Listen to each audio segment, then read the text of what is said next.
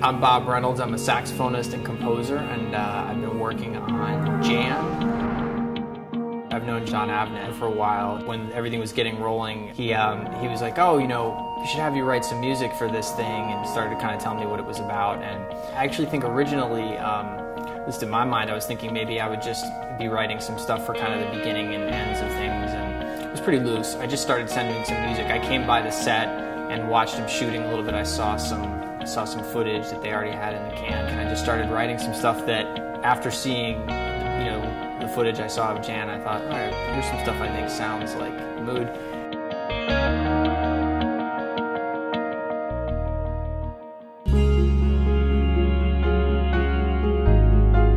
I do a lot of writing of this kind of genre and whatnot, so I thought, all right, we're looking for a song or two or something.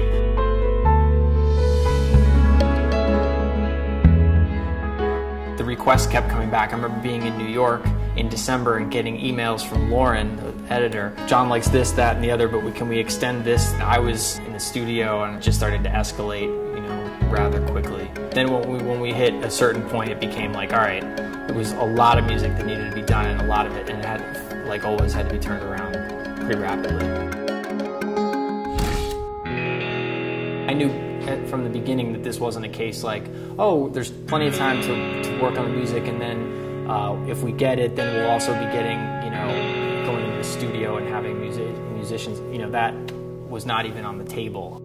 So my first thoughts were, all right, what kind of sort of sound palettes can I come up with? I knew that not only was I going to be writing it, but performing it and mixing it and delivering it in such a way that it had to sound like just, you know, already that finished product. That informed my choices of like what kind of instruments and textures and sounds and, you know, things I was going to be going for. I mean, Jan is obviously, the series is named after her. She's the most common thread here, and so I was like, what would be a cool way to find kind of this one sound that we could return to and keep bouncing off without it even necessarily being like super melodic and themey, but just more like representative of her in a singular fashion. And I kind of came up with this interesting little, you know, guitar and percussive thing that ended up being the basis for everything else around it.